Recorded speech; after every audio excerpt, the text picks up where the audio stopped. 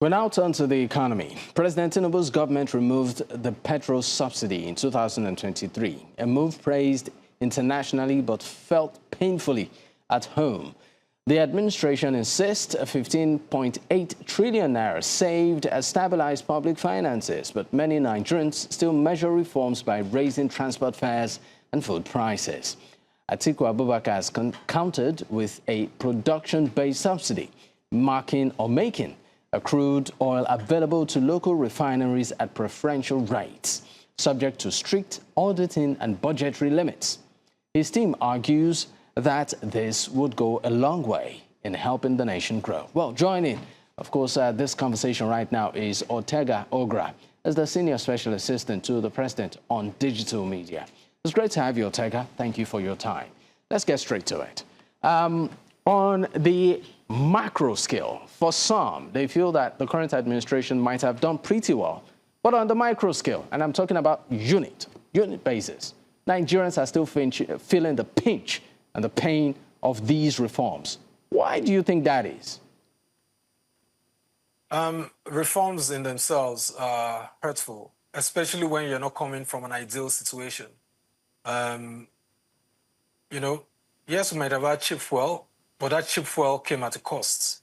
And what was the cost to Nigerians? It meant a government that was almost bankrupt. It meant, pensioners not being paid for years, even after they've left, service to governments at various levels. It meant infrastructure projects not being able to be done. It meant bad, sovereign ratings. That meant we could not even approach international lenders for, funding for our critical national projects. It meant thousands of abandoned projects across the country. It also meant because, the roads were bad and we could not invest in bringing them up as quickly as possible, repairing them as quickly as possible.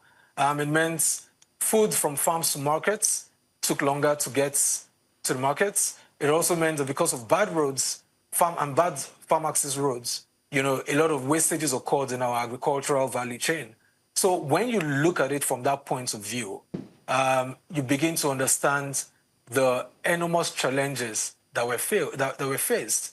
I'm not here to not acknowledge anyone's pain. The pain was real, but the pain was necessary for us to be able to put something in place that is sustainable for the long term and can ensure a successful and prosperous nation for everyone. All right. Now, one of the, well, I call it arguments or reasons that the current administration did give for removing the subsidy regime, aside all of the other reasons as regards the being, hotbed for corruption and not being able to sustain it, is the fact that it also said it will save some money and use it for other things. But currently, Nigeria's debt profile is all-time high, and that seems to be contradictory. Why do you think this is? We can choose to see cups half full or half empty. Most of our debts, our external debt, for instance, they're dollar-denominated or foreign currency denominated. I would advise, and if you can put up the figures if you have it, you can look at the rate of growth of Nigeria's external debts. After President Obasanjo's, debt forgiveness in the second term, and sorry, you said if we have the figures, we don't have it. We would like it if you can give us. This is the lowest rate of external debt increase of any administration in the Fourth Republic, at between 18 to 20%. But if you look at it in the Naira terms, then it looks like the debt has ballooned out of proportion. But mind you, Nigeria's debt to GDP ratio, for countries within our space, and even for a lot of the bigger countries, is still very low. We have enough fiscal room to take on more if we need to, and I'm happy we are not actually just arbitrarily taking up debts, but there's enough fiscal room for Nigeria to take up more if it needs to. But the most important thing is that we are more responsible in not only debt management, but also in the application of debts that we get as a country. As we all know, we've been running a deficit budget for years. Aside government revenue, debts and other instruments are some of the ways by which Nigeria can fund its budgets. So it's only necessary that you will see us approach the debt markets. There's a framework. There's a medium-term framework approved by the National Assembly that allows for that. So left to me, I don't think we have an issue of debts. If anything, we've been able to bring down the you're debt saying service ratio from about 98 kobo to about 50 kobo at this point in time. So you are saying that the level at which the country right now is owing, we should not, we have no reason to worry. Nigeria is in a very sound financial situation. Sound? Yes, and I'll tell you why. Coming into, and kudos to President Muhammadu Buhari for doing his best, given that he had to face 2 global recessions, a local recession, the COVID-19 crisis, and a global supply chain crisis. Given that he had to face all that, they were able to find some ways to manage the economy. Were they perfect? No. But you see, the most important thing, President Bola Tinubu has come in and said he accepts the gains and the failures of previous administrations, not just President Bola Tinubu's alone, because we have got to that point in Nigeria where we need to move forward. As of 2023, we were owing unpaid obligations for people who had invested in this country and needed to take their monies out to the tune of about 7.5 billion. Our net foreign reserves had come down to about 3 billion. Net foreign reserves is after you remove all our obligations, monies have been mortgaged, for one thing or the other. It was down to about 3 billion, dollars. As we speak, Nigeria has been able to clear off the unpaid, those backlogs, those FX backlogs. Nigeria today has been able to increase its net FX reserves. I'm not even talking of gross, which is at its highest level in about 17 years. Net FX reserves have grown from that 2-point-something billion now, to about $40 billion. So we have enough room, we have enough fiscal space to cater for you've said so many things. Well, I'm going to just put a very straight question to you. Yeah, so what do you think? Please hold on. Please hold on. We're in a very good financial state, better than we were at any point in time in the last 15 years. What do you think your administration has not done well? I would not say it from the point of what has the administration not done well.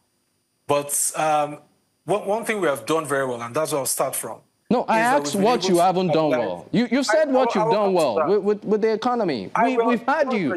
But what do you think the current administration has in terms of shortfall? The administration has done exceedingly well in stabilizing the economy. What a lot of people see as shortfalls, are things that are structural in nature. And when I say structural in nature, for instance, money comes into FAC. The money is split across the 3 federating units. That's the federal government, the state governments, and the local governments.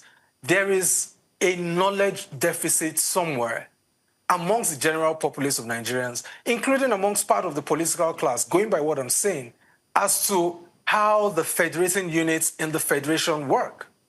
The federal government's job, and under President Bola Tinubu's, philosophy, is financialism, ensuring that the federal government itself can catalyze in different sectors.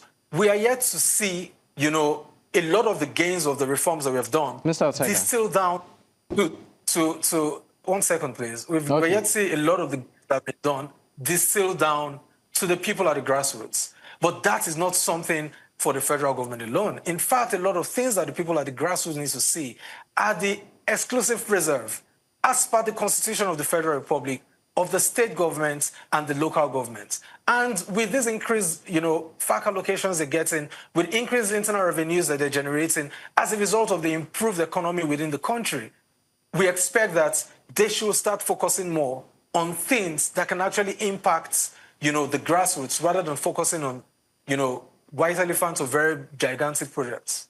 All right. Before I let you go, and I just want a simple answer. If you had to rate this government on a scale of 1 to 10, what would you give it, 10 being the highest? I'll give us 7.5, and I'll tell you why.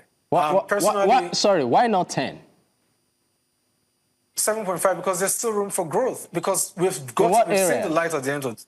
We've been able to stabilize the In what areas do you think there is room for growth? The thing about myself and my principal, President Bola Tinubu, is that one thing this administration is not going to do is deceive itself or deceive Nigerians for political gains.